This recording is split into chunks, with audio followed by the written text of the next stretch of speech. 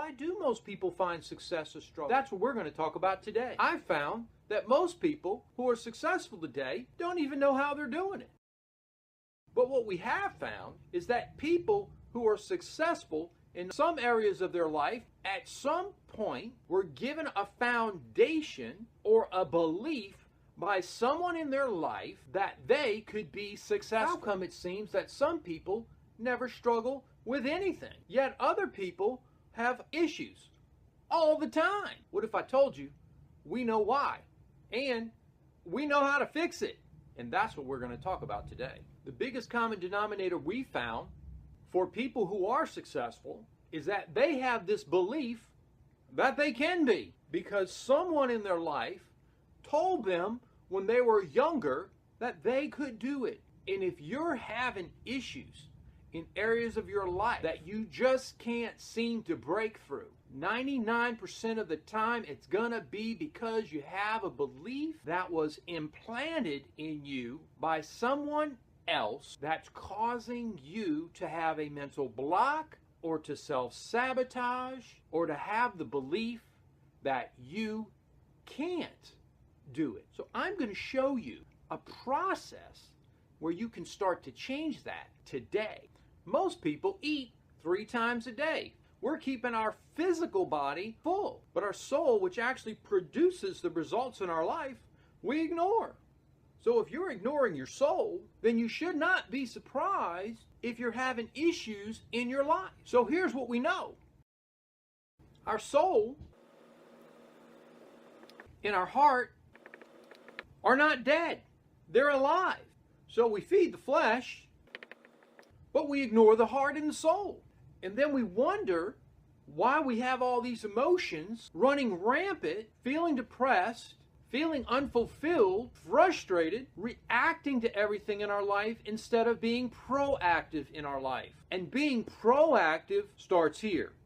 Now here's the thing. Even as your physical body craves food, and when it gets overwhelmed, it'll eat anything. So instead of a good meal, we'll just grab some chips or some chocolate or some ice cream. The soul is the same way. But the soul doesn't eat physical food. The soul is a spiritual being, and it eats spiritual food, because we're not physical beings. We're spiritual beings who live in a body and have a soul.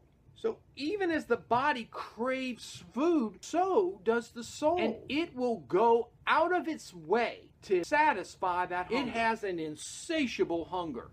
So what does it do?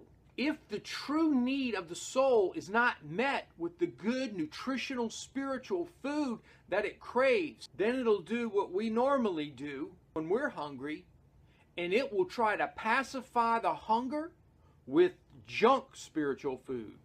What is junk spiritual food? Junk spiritual food is food that drives up emotion and creates energy to flow through our body and give us the feeling of not feeling. It wants to pacify the pain of the hunger. So what does it do? It creates emotion. How?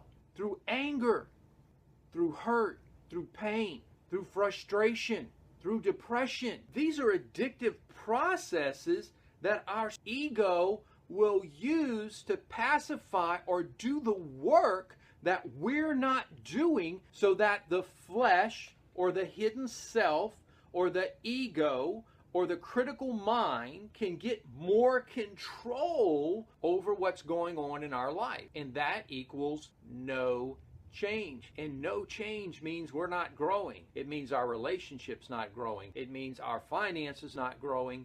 And if we're not growing, then we're dying, because nothing just stands still. So the ego uses its favorite tool, fear, to feed the soul and give it something to pacify the hunger. So the ego, or the critical mind, or the hidden self, which is the word flesh spelled backwards, H-self, will use the fears that are already embedded in our soul to satisfy the pain, to satisfy the spiritual hunger of our soul with emotion from hurt, judgment, anger, frustration, addictions, which includes drugs, alcohol, cigarettes, pornography, all gossip, hurt, depression.